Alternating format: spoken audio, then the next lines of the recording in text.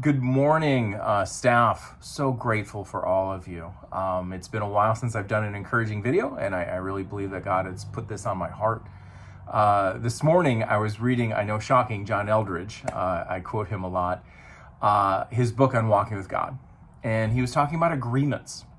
And he was saying, he had a lot of loss in his childhood.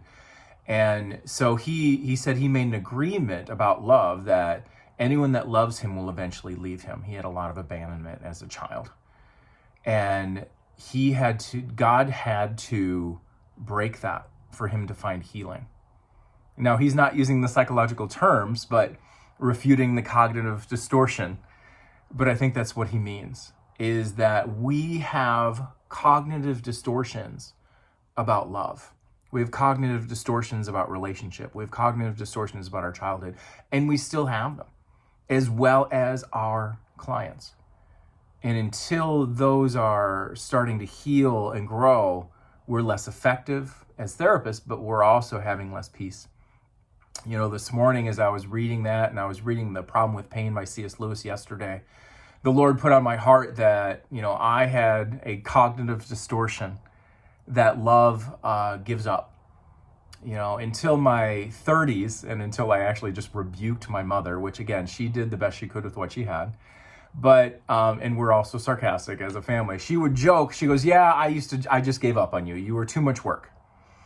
And finally, after some therapy, I learned to serve communication. I said, Mom, would you please stop saying that you gave up on me?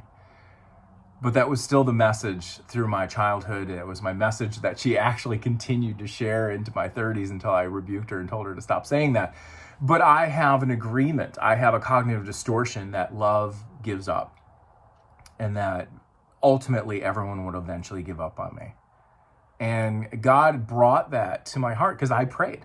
As I'm reading this thing by John Eldredge, I prayed, kind of like in Psalm 139, test me and know me, see my anxious thoughts and lead me in the way everlasting. And so I said, God, what agreements do I have? What cognitive distortion do I have about love? And he told me, I believe God is going to give up on me. And the funny thing is as I looked back and as I kind of meditated on my life, I've done a lot of stupid things. I've made a lot of mistakes. I've sinned. I have done things I'm ashamed of. And God has never given up on me. And I was just reading, as I said, The Problem with Pain by C.S. Lewis. And this just really hit me. And he says, He, God, will have us, even though we have shown that we prefer everything else to Him. And come to Him because there's nothing better now to be had. It is hardly complimentary to God that we should choose Him as an alternative to hell, yet even this He accepts. And God takes our half-hearted efforts and still does not give up on us. And God sees that we're trying, knows that we're imperfect, knows that we don't do anything ever with pure motives, but He sees us trying, like we would see children trying and be proud of them.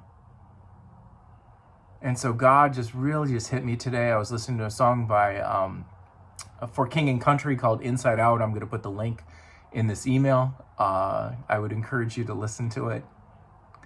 But just God reminded me of Hebrews today, where it says, never will I leave you and never will I forsake you. And that has just been hitting my heart. And I just went kind of through some things in my life that I've gone through, and that God has stayed faithful and God has never abandoned me. And so I encourage you, either with your work with your clients, but even more importantly, your work with yourself, is to pray and ask God, what cognitive distortion, what agreement, whatever you want to call it, attachment disorder, family system, whatever your system is, what do I have that needs to be healed? And trust that He'll reveal that, and trust that He can bring healing, and pray for healing. I'm more than happy to talk any of you through this if you so choose. But my hope and my prayer is that you would go to God with this, and you would encourage your clients to go with God with this. Is what is the cognitive distortion that we've brought out of our childhood that we project onto God? Because I think I've seen over and over that myself and my clients, we often get our incorrect, wrong view of God from our parents and from how they were. Even though our parents did the best they could with what they had, they did not show us perfect parenting, as I didn't with my children. So I pray the Lord continues to bless you and grow you in your walk and as you minister to others. Thank you for listening.